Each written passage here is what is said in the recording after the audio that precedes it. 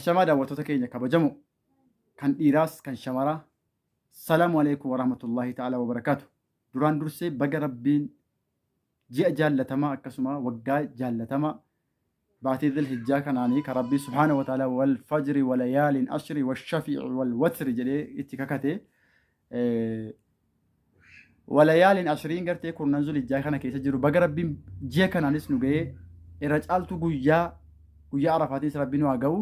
Kanaafuu jala bultii Ciidul Adhaatiin baga rabbii isin ga'e isiniin jedha. Ilmaan Oromoo marti keessanuu kan dubartiis kan dhiiraas ayyaana kana gartee YouTube channel Abu Haniifaa irratti kolfinee wajjin taphannee bashannana. Kanaaf namootni gaafa biyyaa baatan mudannoo kofalchiisoo mudannoo bashannansiisaadha jettanii itti amantan of biraa qabdanu viidiyoo daqiiqaa 4-5 bilbila keessan gartee akkasitti dalga ciibsanii waraabdanii yoo nu biraan geessan nuti immoo gartee gaafa ayyaana sana viidiyoo keessan hunda walitti daballee ittiin bashannanaa oolla isiniin jedha.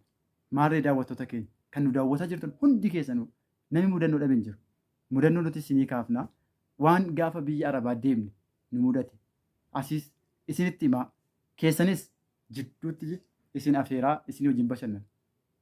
Ayyaana bara kana as Oromiyaa keessa taa'etan isin wajjin baasuu waan barbaaduufi namootni mudannoo babbareedaasaa kan nama kofalchiisanii yaadan qabdanu viidiyoo daqiiqaa 5 fa'aa ta'us 3-4 ta'us waraabaatii nuuf ergaa. Kan viidiyoo sodaattanis sagalee waraabaatii nuuf ergaa. Nuti immoo qindeessinee bashannansiifnee guyyaa iidaa sana isin wajjin baatu. Ayyaana gaarii isiniif haa ta'u. Kanaafuu viidiyoo nu ergaa. Warri immoo viidiyoo nu erguudhaaf hayyamamoo taatan kaameeraa keessan carqii daaftuudhaan qulqulleessanii bareechitanii bakka bareedduutti waraabdanii yoo nu biraan geessan isinii wajjin ayyaana baasu. Ayyaana gaarii isiniif haa ta'u. Abu Haniifaa YouTube channel keessummaa qabna gara keessummaatti isin dabarsina. Guyyaa bashannansiisaa guyyaa kofalchiisaas ni qabna. Qophii garaagaraa isin biraan geenya. Isinis irratti hirmaadhaa. Ayyaana gaarii isiniin jedha. Nagaatti.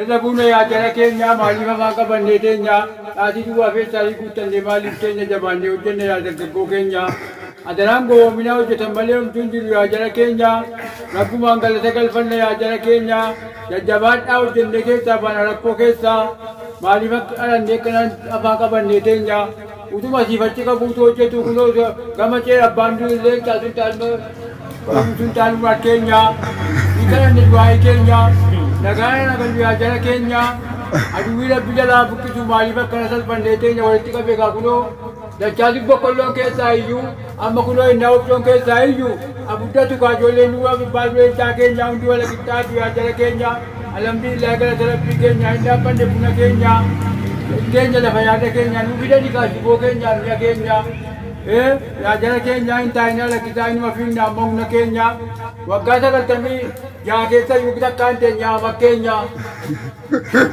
Allahu Akbar.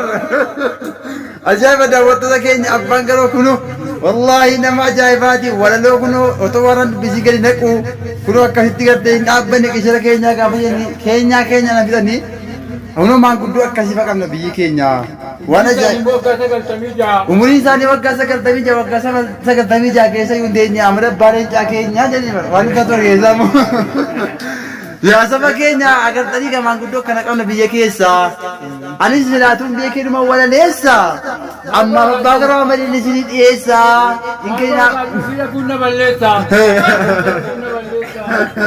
ilaallee waliin hangaa biyya keessa galata rabbii keenya Allah makiinaan hanga buusee qoteen keessa buusee rabbi tola nu buusee jala taa'ee taa'ee gabbaa keessa akka nama mataa aduutu baala gaaraan aduu asii amma gamaatti daariin amma gabbaatti. Allahu Akbar. Allahu Akbar.